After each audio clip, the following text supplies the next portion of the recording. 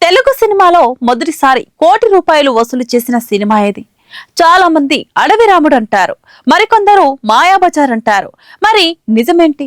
ఈ రోజు ఆధారాలతో తెలుసుకుందాం. తెలుగు సినిమా చరిత్రలో ఒక ప్రశ్న ఇప్పటికీ అభిమానులను ఆశ్చర్యపరుస్తూనే ఉంది. తొలి కోటి వసూలు సాధించిన సినిమా ఏది?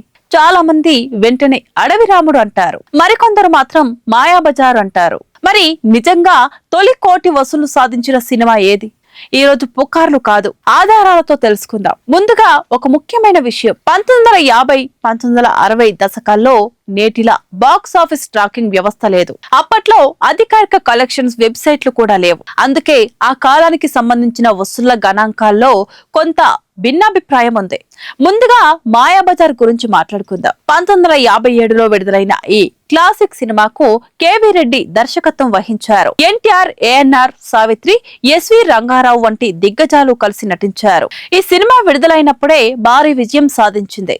తర్వాత ఎన్నోసార్లు రిలీజ్ అయింది. కొన్ని సినీ చరిత్రకారులు పలు ఆధునిక కథనాల ప్రకారం ఈ సినిమా తన మొత్తం థియేట్రికల్ జీవిత కాలంలో ₹1,00,00,000 గ్రాస్ మార్కును దాటిందని చెబుతారు. అయితే దీనికి సంబంధించిన పూర్తి స్థాయి అధికారిక బాక్స్ ఆఫీస్ రికార్డులు అందుబాటులో లేవు. అందుకే దీనిని అందరూ ఏకగ్రీవంగా అంగీకరించలేదు.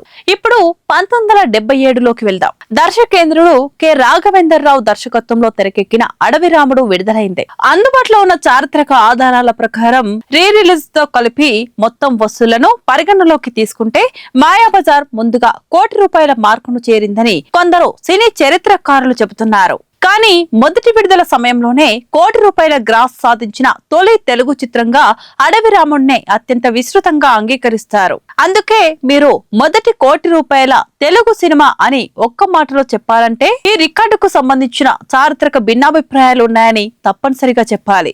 అదే నిజమైన సినీ చరిత్ర. ఇదే తెలుగు సినిమా రికార్డులో అత్యంత ఆసక్తికరమైన వివాదాల్లో ఒకటి.